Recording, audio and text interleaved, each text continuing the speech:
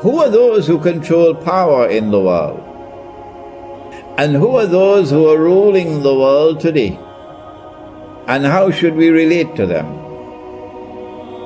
The Zionists are the ones who today control power in the world. And there are two kinds of Zionists. There are Zionist Jews and there are Zionist Christians. And a strange and mysterious alliance has taken place between Zionist Jews and Zionist Christians. The Quran says that it has come tibyanan likulli shay. So has it explained this alliance between the Zionist Jews and Zionist Christians? The alliance of Zionist Jews and Zionist Christians made its appearance, first of all, in the most spectacular way, that is, in Britain.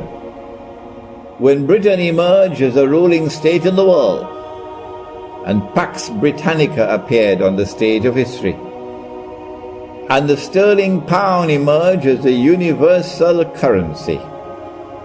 Did that happen by accident? The Zionist Jewish and Zionist Christian alliance then manifested itself again spectacularly for the second time, with the emergence of the United States of America as the second ruling state in the world, replacing Britain, and Pax Americana replacing Pax Britannica, and the US dollar replacing the sterling pound. Did this happen by accident? Or does the Quran explain?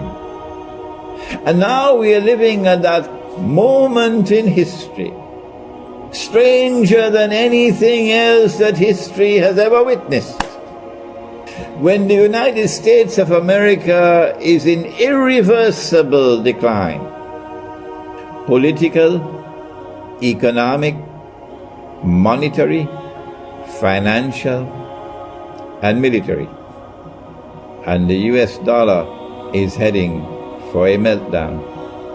And it looks plain and clear that there is a successor ruling state to replace the United States as a third ruling state in the world.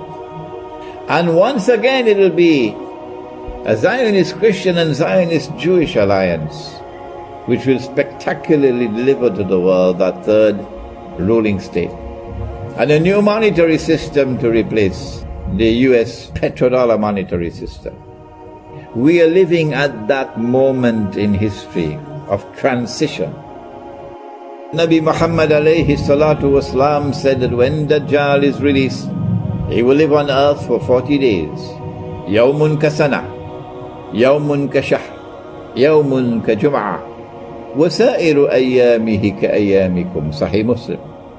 And when he is released on earth in a day which is like a year, he will be released on an island. And we have descriptions of that island in the hadith of Tamim ad-Dari. In my book Jerusalem in the Quran, I identified the island as Britain. And I went on to say that when Dajjal was in a day which is like a year, it is from Britain, Pax Britannica, that he commenced his mission to rule the world. And that when Britain was replaced by the United States and Pax Americana replaced Pax Britannica, Dajjal had moved to a day which is like a month.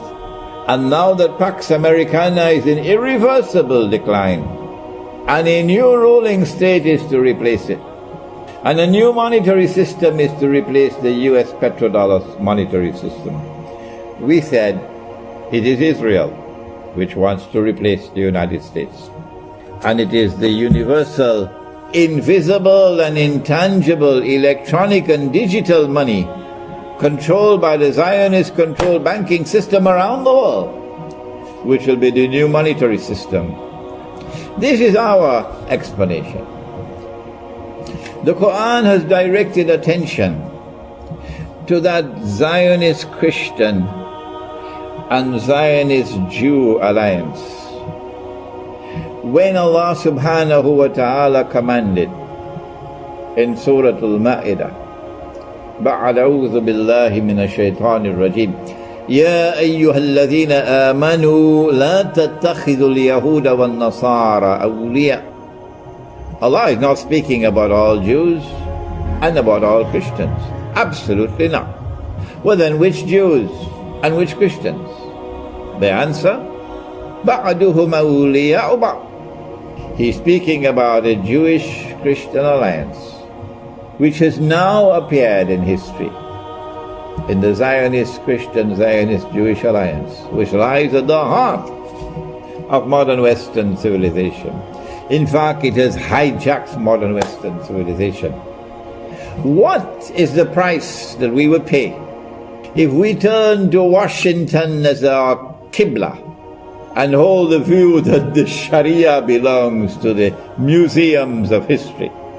What is the price that we pay if we accept the lie that religion and politics must be separate from each other and we secularize life, which is what the Judeo-Christian alliance wants us to do?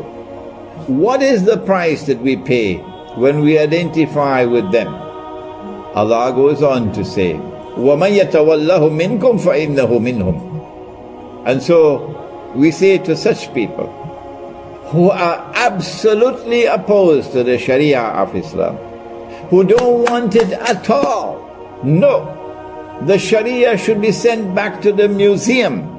It is obsolete, it is moribund. It represents backwardness. We say to such people, we need to charter a few jumbo jets and send you on a one-way trip to Washington, because that's where you belong. Inna Allah la yahdil qawma zalimin. Allah does not provide guidance for a people who are wicked, and that's what they are. They corrupt every single thing that they touch.